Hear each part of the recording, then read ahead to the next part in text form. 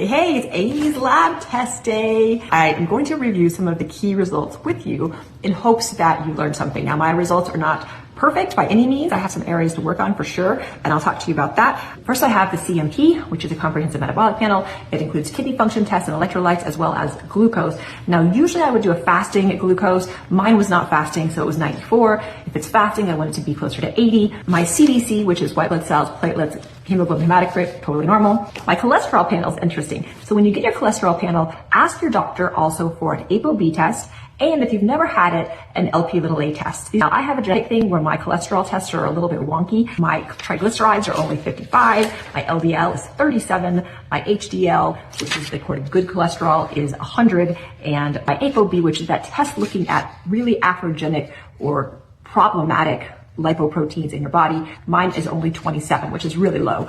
For patients, I want ApoB to be less than 70. The other special lipid test I added on was LP(a), and this is a test that looks at genetic risk for plaque. Mine was low and normal. I did entelopeptide, which is looking at bone resorption in real time. Mine is 35, which is a little higher than I would like. Similarly, my P1NP, which is a marker of bone building in real time, is lower than I'd like it to be. It's 45, and the reference range is between 13 and 89 for premenopausal women. My thyroid tests were fine. My FSH was 8.3. This is a test that gets higher as you get closer to menopause, or if you're on HRT, you're on estrogen, that will also keep your FSH a little bit lower often. My estradiol was 106, my progesterone was 10.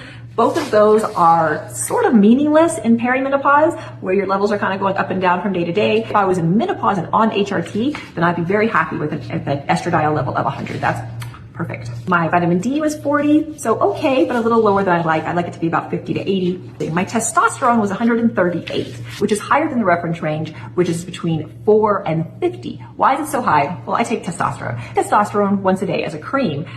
Now, 138, you might think, oh my gosh, that's so high. That's 3 times the reference range.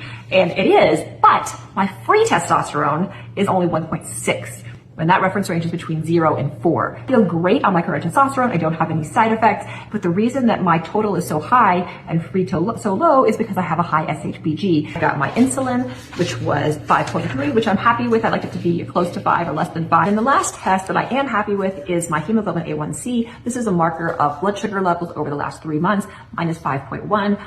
Once you get up to about 5.7, you're considered pre-diabetic, and then diabetic is above that.